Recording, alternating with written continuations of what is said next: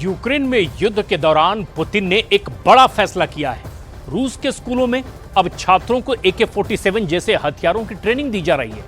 ऐसे में सवाल है कि क्या रूस में अब स्टूडेंट्स एक बड़े और लंबा चलने वाले युद्ध के लिए तैयार किए जा रहे हैं?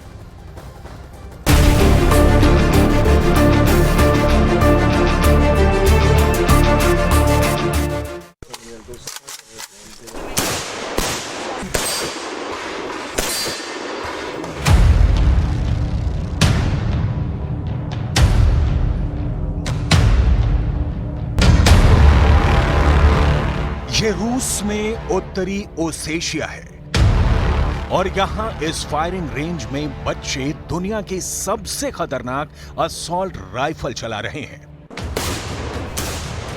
यूक्रेन से युद्ध के बीच में बच्चों को फायरिंग की प्रैक्टिस कराई जा रही है, लेकिन ये सब कुछ किसी खास इंतजाम से नहीं, बल्कि ये फायरिंग अब इनके स्कूल में पढ़ाई का हिस्सा है। राइफल और पिस्टल सब फायर करना सिखाया जा रहा है। Это легче стрелять. С автомата прицел труднее это делать, наводить. डेविड की उम्र 14 साल है। डेविड के लिए AK-47 जैसी राइफल चलाना मुश्किल है। उसे पिस्तौल चलाना आसान लगता है। ऐसे में बच्चे गलती करते हैं तो उनको सुधारा जाता है और इसके लिए यहाँ एक से बढ़कर एक एक्सपर्ट आए हुए हैं। ऑर्डर सीधा मॉस्को से है कि अब एक एक स्कूल में हथियारों की ट्रेनिंग पक्की कर दी जाए। यूक्रेन में युद्ध के बीच स्कूलों में सब कुछ सिखाया जा रहा है, पिस्टल से लेकर राइफल और घायलों का ट्रीटमेंट। बच्चों को युद्ध के लिए पूरी तरह तैयार कर दिया गया है। Да, или все, чему вас учат. Это, во-первых, привить вам определенные навыки в любой обстановке, а второе, это все-таки коллективизм. Да? То есть работать, жить, и если придется воевать, выполнять свой воинский долг в коллективе. राइफल में मैगजीन कैसे लोड करनी है, पिस्तौल में गोलियां कैसे भरनी है, हथियारों को कैसे संभालना है, निशाना कैसे लगाना है, और अगर कोई घायल हो जाए तो गोलियों की बौछार के बीच से साथी फौजी को कैसे निकालना है। यानी रूस के स्कूलों में अब बेसिक मिलिट्री ट्रेनिंग दी जा रही है। रूस में 2022 के आखिर में ही स्कूलों के सिलेबस में बेसिक मिलिट्री ट्रेनिंग शामिल कर दी गई थी। रूस में 14 वर्ष से लेकर 50 वर्ष तक की आबादी, ये रूस की कुल जनसंख्या का 50% है। यानी कह सकते हैं कि पुतिन का फोकस है कि रूस में करीब 8 करोड़ लोगों को हथियारों की पूरी ट्रेनिंग मिलनी चाहिए।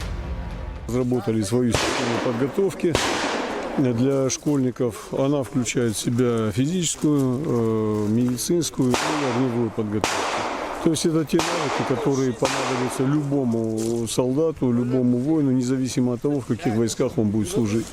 Спасать, уметь пользоваться оружием и быть физически крепким, это должны абсолютно все. रूस की आबादी करीब 15 करोड़ है और इस वक्त यूक्रेन के युद्ध को लेकर पूरे रूस का माहौल बहुत ज्यादा आक्रामक है। नेटो को लेकर रूस बहुत ज्यादा अलर्ट पर है। परमाणु युद्ध की ड्रिल भी लगातार की जा रही है। यानी रूस का दावा है कि एक एक बाशिंदा इस वक्त युद्ध वाले मोड में चल रहा है। अब बच्चों को दी जा रही ट्रेनिंग देखकर रूस के तेवर समझे जा सकते हैं। Уже будет опыт стрелять с пистолета, с автомата. По жизни будет легче, уже подготовлен будешь. Физически по военной технике. शीत युद्ध के दौरान रूस के स्कूलों में इस तरह की ट्रेनिंग दी जाती थी, लेकिन 80 के दशक में इस ट्रेनिंग को बंद कर दिया गया। अब सवाल है कि आखिर पुतिन ने क्या देखा जो स्कूलों में AK-47 पहुंचा दी? तो उसका जवाब है ये वीडियो। यूक्रेन के हमलों में रूस के सैनिकों को चुन चुन कर मारा जा रहा है। यूक्रेन के क्वाड कॉप्टर ड्रोन रूस के सैनिकों को ढूंढ ढूंढ कर मार रहे हैं। रूस के 2 सैनिक भाग रहे हैं। एक सैनिक छुपने के लिए जगह तलाश रहा है, तभी ऊपर से ड्रोन बम गिरता है। टारगेट साफ हो जाता है या कहीं कि उसके चीथड़े उड़ जाते हैं। एक बार फिर देखिए धमाका। ऐसा ही हमला एक और जगह होता है, तीसरी जगह भी होता है और चौथा धमाका भी होता है। ऐसे क्वाडकॉप्टर को मारने के लिए रूस को अपने एस्ट्रेला जैसे एयर डिफेंस सिस्टम की मदद लेनी पड़ रही है।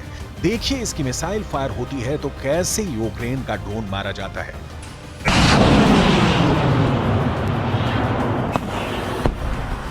रूस और यूक्रेन के बीच बहुत ही भयानक युद्ध चल रहा है।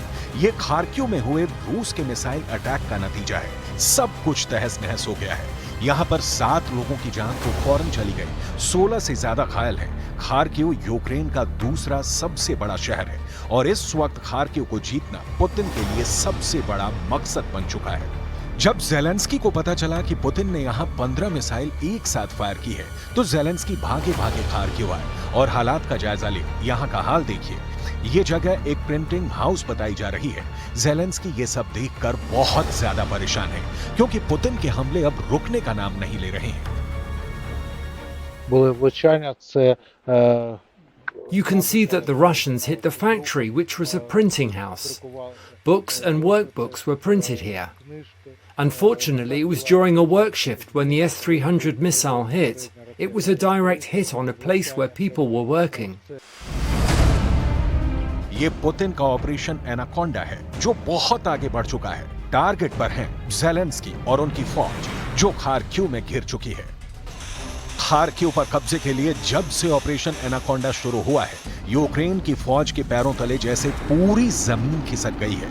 रूस को जहां मौका मिल रहा है वहां बम बरसाए जा रहे हैं, मिसाइलों की बारिश हो रही है, बहुत ज्यादा तबाही हुई है।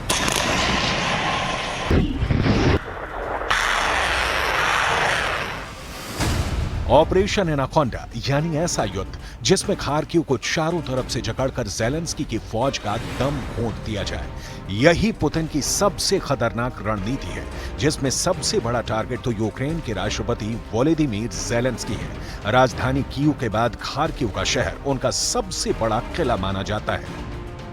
रूस के हमलों को कैसे काउंटर किया जाए, इसका जवाब आसान नहीं है।